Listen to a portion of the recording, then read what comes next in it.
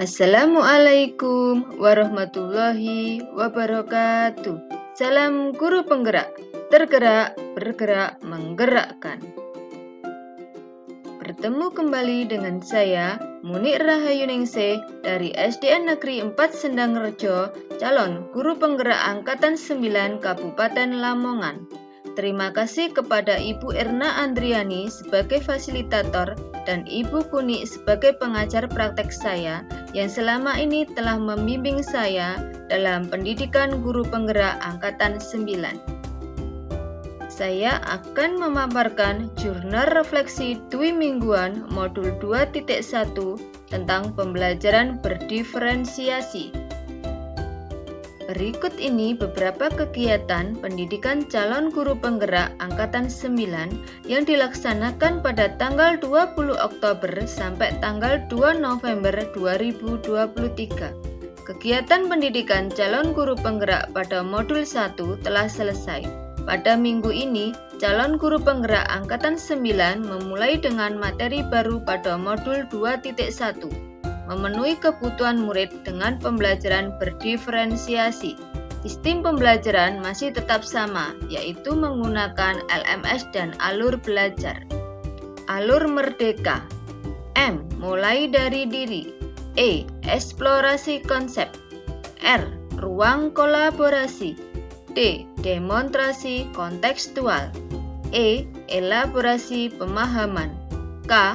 Koneksi antar materi. A. Aksi nyata. Jurnal refleksi kali ini saya menggunakan model 4C yang dikembangkan oleh Richard, Charles, dan Morrison 2011. Yang pertama, C1, Connection. Apa keterkaitan materi yang didapat dengan peran Anda sebagai calon guru penggerak? C2, Challenge. Adakah ide, materi, atau pendapat dari narasumber yang berbeda dari praktek yang Anda jalankan selama ini? C3, Konsep.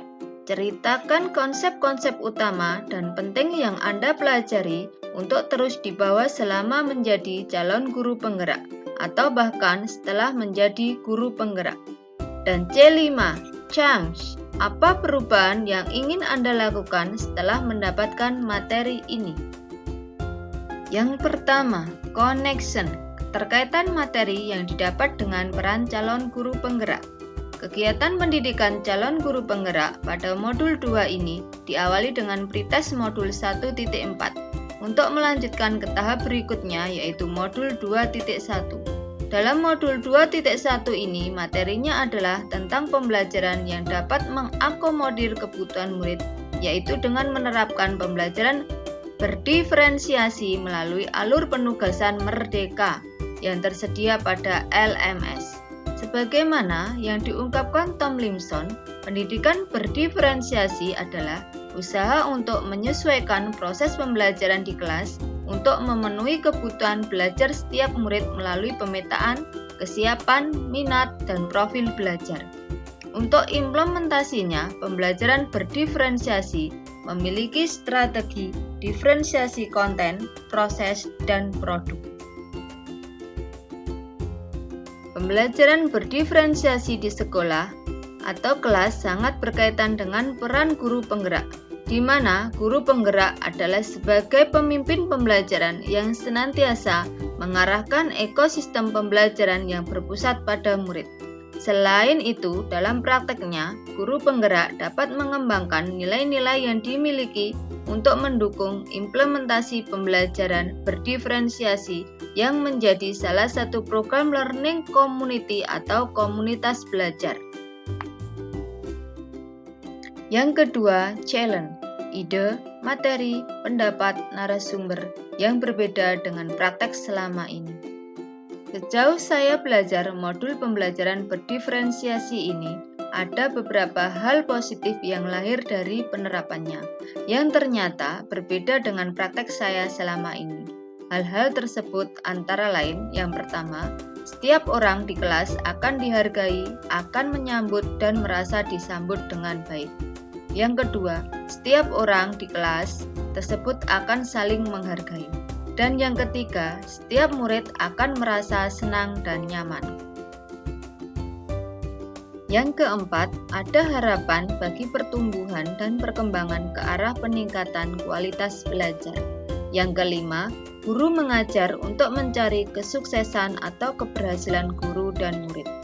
Dan yang keenam, adanya keadilan dalam bentuk nyata atau setiap murid diakomodir kebutuhan belajarnya dengan baik. Guru dan murid berkolaborasi untuk pertumbuhan dan kesuksesan bersama. Yang ketiga, konsep. Konsep-konsep penting dalam penerapan pembelajaran berdiferensiasi yang akan saya pelajari lebih lanjut dalam kedepannya bagi kebaikan murid saya antara lain. Yang pertama, berpusat pada murid artinya pembelajaran berdiferensiasi direncanakan dengan cermat dan strategis dengan berdasar pada upaya memahami murid secara utuh. Yang kedua, berpusat pada kurikulum pembelajaran berdiferensiasi, tidak mengubah konsep dan tujuan kurikulum. Pembelajaran ini lebih menekankan kreativitas dalam menyelaraskan perangkat pembelajaran. Yang ketiga, strategi pembelajaran berdiferensiasi yang meliputi strategi berdiferensiasi konten, proses, dan produk yang disesuaikan dengan kebutuhan belajar setiap murid. Dan yang keempat, penilaian berjenjang atau tier assessment. Artinya, guru melakukan penilaian yang menyesuaikan dengan kemampuan murid. Dan yang keempat, change. Perubahan dalam diri yang ingin saya lakukan setelah mendapatkan materi ini. Setelah berproses mempelajari materi pembelajaran berdiferensiasi selama 2 minggu, saya merasa perlu melakukan perubahan pada diri saya untuk kemudian saya terapkan di kelas maupun di sekolah. Saya merefleksi diri saya bahwa selama ini saya belum sepenuhnya memahami kebutuhan belajar setiap murid. Saya sesuai peribahasa, tak kenal maka tak sayang. Maka ini akan menjadi tolak ukur agar saya lebih mengenal murid saya berdasarkan kebutuhan belajarnya, agar mereka aman dan nyaman belajar. Sehingga hal ini diharapkan terciptanya suasana yang kondusif dalam pembelajaran. Berikut dokumentasi kegiatan modul 2.1. Yang pertama, post-test modul 1.4 yang dilaksanakan pada tanggal 20 Oktober 2023. Yang kedua, mulai dari diri modul 2.1 yang dilaksanakan pada tanggal 20 Oktober 2023. Dan yang ketiga, eksplorasi konsep modul 2.1 yang dilaksanakan pada tanggal 23 Oktober 2023. Dokumentasi kegiatan modul 2.1 selanjutnya yaitu Rukol sesi 1 yang dilaksanakan pada tanggal 25 Oktober 2023. Dokumentasi kegiatan modul 2.1 selanjutnya yaitu Rukol sesi 2 yang dilaksanakan tanggal 26 Oktober 2023. Di sini terdapat presentasi kelompok dan foto bersama Rukol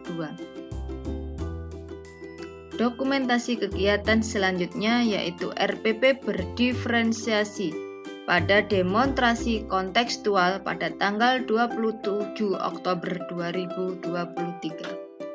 Dokumentasi kegiatan modul 2.1 selanjutnya yaitu koneksi antar materi yang dilaksanakan tanggal 3 November 2023. Di sini kita mengunggah tugas di LMS. Dan selanjutnya dokumen kegiatan modul 2.1 yaitu pembelajaran pada murid. Di sini kita membagi pembelajaran pada murid menjadi 3, yaitu pembelajaran murid auditori, pembelajaran murid visual, dan pembelajaran murid kinestetik yang saya lakukan pada tanggal 25 Oktober 2023. Demikian pemaparan dari saya. Terima kasih, semoga bermanfaat. Guru Bergerak Indonesia Maju. Wassalamualaikum warahmatullahi wabarakatuh.